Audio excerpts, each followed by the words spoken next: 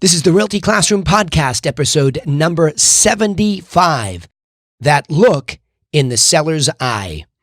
Are you a real estate agent with an entrepreneurial spirit who wants to turn your job into a business without sacrificing your lifestyle, but you just can't seem to find the right plan to help you get there? Well, then, hey, you are definitely in the right place. I'm Danny Griffin, the founder of the Realty Classroom and the host of this podcast. Now, to help you take immediate action for all of you that want to jump on it right now, I've created a free jumpstart course for you over at freeagentgift.com. Now, if you're new, it gives you that nice roadmap to follow. And if you've been in the business for a long time, check yourself on a managed plan. I wish I had gotten that advice a lot more often than I got it and gave it to myself. Freeagentgift.com. That'll help you get started. All right. In this episode, what I want to cover is that look in the seller's eye. I know, sounds bizarre. What look are you talking about? There's a lot of looks you say if you've seen sellers. You're right. But the first point really here is, well, first of all, stop before you can get to the sellers and say, how do I get that opportunity to begin with? How do I get it more often? Top producers are obsessed with getting more listings. New agents are wondering, how the heck do I do it? Aren't I supposed to start on the buy side? Well, no, it's sellers, sellers, sellers. That's how this business works. It's an inventory business. Without inventory and without you learning how to control some of that inventory, the tail's wagging the dog, meaning you are working for everybody else and you have lost some sort of control over a business formula. So I want you to realize that in order to get in front of sellers, you have to think about how. How do I do that? And I've said this before in past episodes, and this one's not about opening a can of worms, but rather just a reiteration. You are looking for conversations about real estate inside your target market. I don't care if you take 50 business cards and you go out there, put them in your pocket, you listen for real estate, you inject yourself into the conversation, you introduce yourself as a realtor, they ask you how the market is, and that's when you fall into this conversation. Now, not every conversation leads to somebody selling, obviously. But that's how this business really works. If you don't put yourself out there as a potential listing agent, why would I even consider you? Why would I think about it? So you have to begin to have conversations anywhere, anyhow, about real estate, and eventually they'll lead to, hey, you know what? I was thinking about listing my house, right? That happens. So you more often than you think. Remember, we're dealing with shelter here. So people move in and out and they have needs that are always changing. There's the great news for us, regardless of the circumstances of the economy, there's always movement. In fact, the ups and downs of the economy stimulate more movement. So death, job movement, children, expansion, whatever it is, lots of reasons. So people like to discuss that, and you should be the one. But here's the next point here. You really have to think about what value you're going to give. See, a lot of you, I've heard this in my coaching business for years. Well, this person already has a lock on the listings there. What?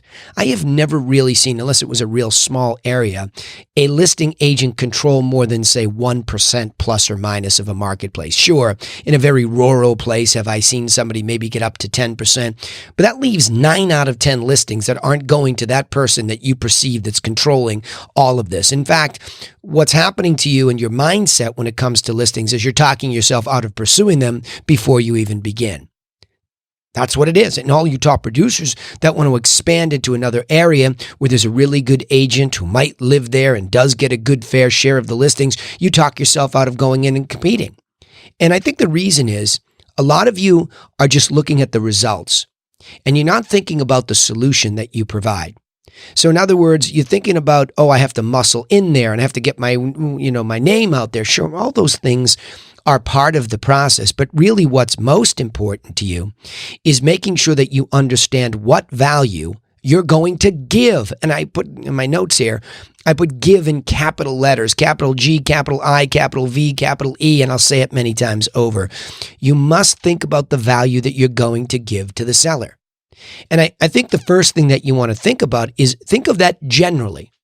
When somebody's listing their property, what is the process that they really go through and in what order?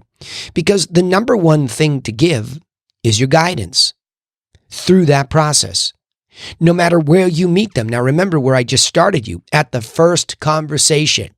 It might only be a subconscious seedling of thought to sell a property. That's where you may meet somebody in their process. But you can give in that moment, and you can give something that's quite valuable. Gee, you are thinking about moving, so what I would do if I were you is X, Y, Z. So for example, let me give you a more specific example than that. If somebody's thinking about downsizing, which I find a lot in my marketplace, I say, well, look, have you ever really looked at what the money could buy at certain price ranges? Has anybody gone through a potential net sheet on what you would walk away with on your current property, even if it's a range? See, that's extreme value. Now, I know what you're all thinking, and here's the problem. Well, does that get me the listing? And well, don't I ask for the listing? No, stop, slow down.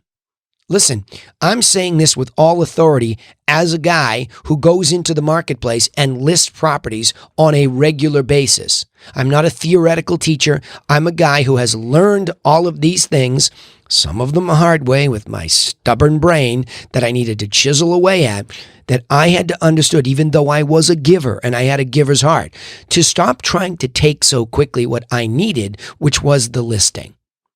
Because there are a lot of people that go out into the marketplace and they're aggressive and they give a great presentation, and all of a sudden they think they're really good at it, but really there wasn't much competition that was aggressive, and given nobody else to compete against with that kind of level of go-get-it-tiveness, if that's such a term, right? In other words, your go-get-it attitude got you the listing, not necessarily giving the seller the best process. I know you top producers are cringing at actually trying to reconcile what I just said, but I came to the point where I realized I was just doing so much talking about how I ran my business that they were probably more submitting than being empowered by what solution I was offering and giving.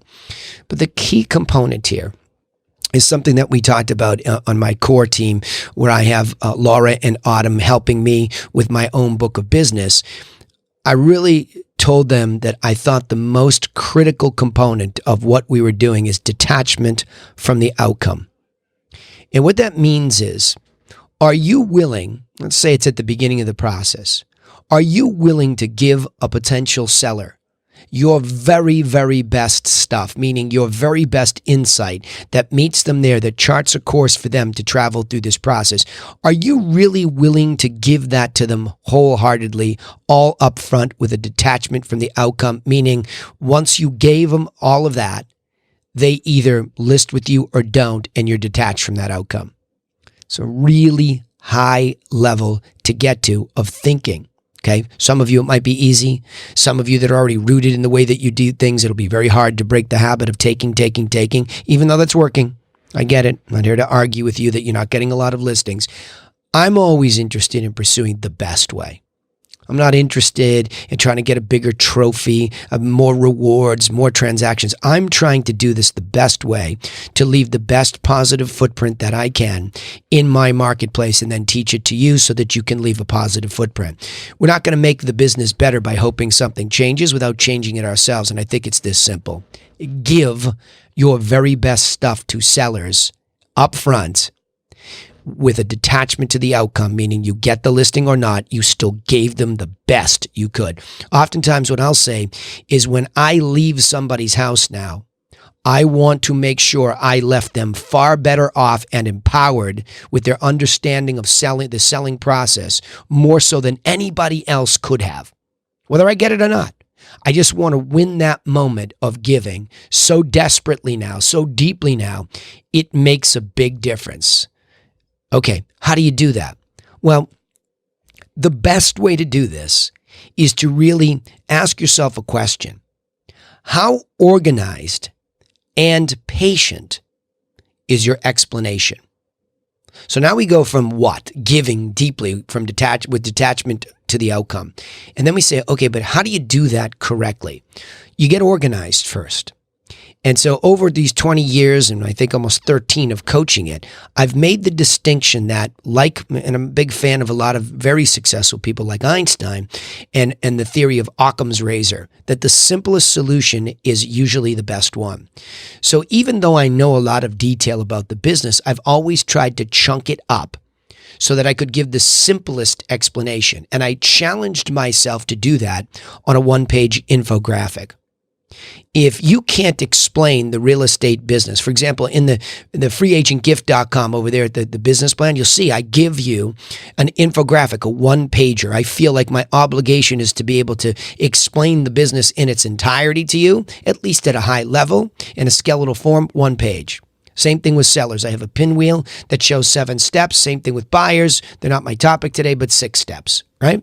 So I organize that in the order of things and the way they really happen. A lot of people say to me, you go in and start talking about price right away. Why would you do that? Why wouldn't you get a commitment to having them want you first? Well, because I give with detachment from the outcome. That's the difference. You're right. There was a time where I would go on and on and on about a system and ask the question, do you feel I'm the right agent for the job? Let's get on to price. Okay? I don't like that. I was holding something back. It didn't feel right to me. So now what I do is I go right in, and the systematic way that I explain it to people is, look, Mr. Seller, when you go to think about selling this property, I just actually, ironically, I'm thinking here while I'm recording this, I just came off an open house today. Somebody's thinking about selling theirs. And the first thing I told them was, you need to see the potential price range. Take what you paid for it, add the real cost of what you added to it. Don't make up numbers. And then I'm going to give you a range and you can begin to make your adjustment. Of course, if you want me to come over, I can really adjust it by seeing it and giving you other suggestions. But you don't need me over. Let me get you the math. That's a prime example of exactly what's going to happen tomorrow morning. Right off of this today. So the idea of 7 steps in that case is there's pricing. I mean, this guy is going to get something from me that he may or may not like, but it's going to discuss the range.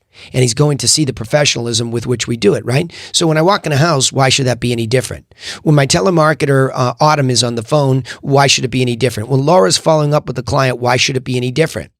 Price is the trump card when it comes to listing a property, period. Now, what affects that price and where they're at in the range is the condition, is the staging, and even if it's not professional staging, the moving around, the getting rid of all the personal items. You get it, right? And then and only then can we memorialize or digitize their footprint when it looks the best that it can. Marketing, the first step, preparation, right? So that's the idea and the concept. And you see, when I give that to you on a podcast, even though it's not a visual item, I'm not showing you the infographic. Do you hear what I just did? That's not my 20 plus years and thousands of hours of doing this. Yes, Malcolm Gladwell, I have tipped long ago. I am well over 10,000 hours, but that would even confuse me. It's too much information going through my head about all the details. So what happens is when I'm even doing a podcast with just light notes, I go in my mind and I can see the process, the 7 steps, because it's stupid simple, but yet it's thorough. There's nothing missing. And I can walk you through it visually as I see it. I can tell you some of the details and dive in. That's super organized and simply organized. But the other part of that is the patience. I'm not naturally a patient guy. I'm sure I have a heavy dose of undiagnosed ADD my entire life. And this patience for organization and process is what helps me become much better. Because otherwise those ideas are flowing and that creative brain wants to go in 17 different directions at once. And you're trying to explain this to somebody with enthusiasm and they're scratching their head saying, I liked him, but I have no idea what he was talking about. But just list with him because I'm afraid not to use him because he's a nut job and he looks like he's going to outwork everybody else, right? It's just not a good way to do business. This is. So when I go into a property now, I always ask for the nickel tour. People say, what do you mean the nickel tour? It's an old-fashioned statement for the cheap tour, the quickie. Let me just go. I want to see this place. Don't come and tell me about your copper nails and everything. Just take me for the nickel tour so I see what I'm talking about. Because at that point, I'm trying to gauge what kind of product I have. Do I have average, above, or below? That's all I want to know. Looking at those quick upgrades, looking at the features. I'm always positive when I walk through. Everything out of my mouth is positive and about the positive attributes of the house. Even though I might have to deal with some of the warts, I'll deal with those later as I build relationship. So I have a patience for that process every time. I never rush it. And it also allows me to see what kind of human being I'm about to guide. Because there's the variable in this. As much as it's a process, I'm going through it looking so that that process allows me to be patient. So if somebody wants to take a little bit more time on the nickel tour, I indulge. Somebody wants to ask me questions when we sit down at the dining room table and discuss the 7 steps and they're interested in marketing, I indulge. It's a patience. But the great news is that in that patience, I don't lose the process. We don't fall off into the woods. I don't take us there talking too much, and they can't take us there because I always come right back to the organization. Okay, great question. If you'll indulge me, let me get back to point number 5, because I think that's where you stumbled before. And I get into it. So the question is, how organized and patient is your explanation of what? Of your guidance, that value. Remember what I said in point 2, what value you're going to give? Well, your guidance. How? In an organized and patient explanation of the steps. Very simple.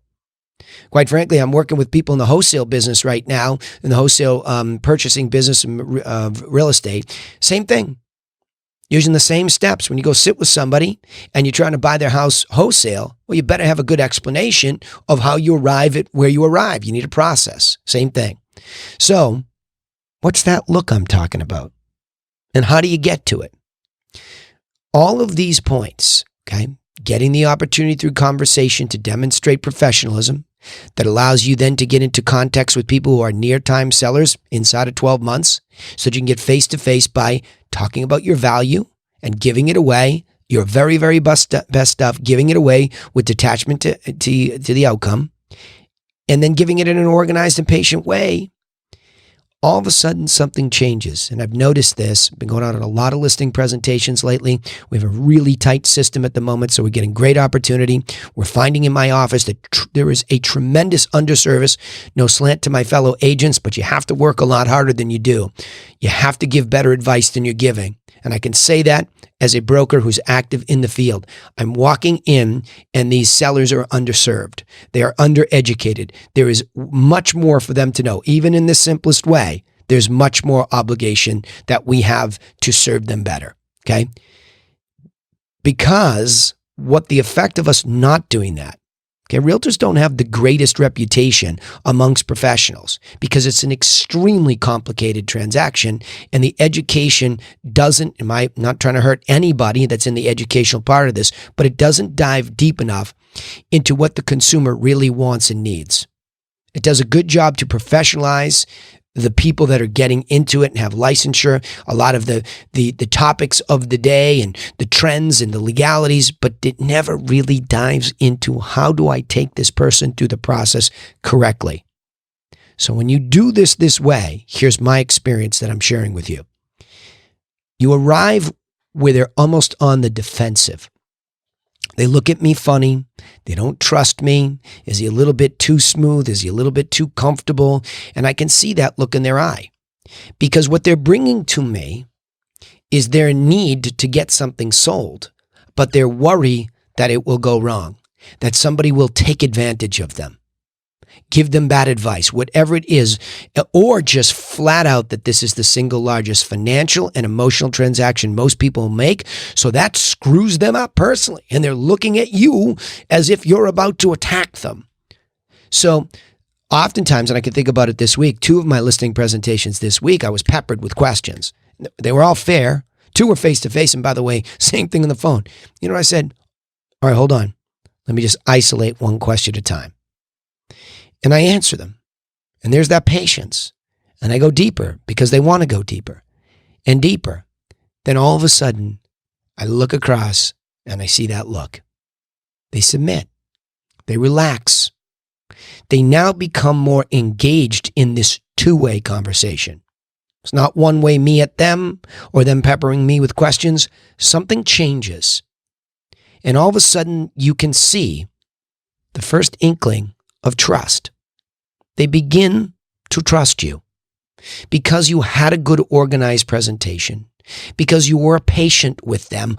And sometimes the other day there was 2 people in the room.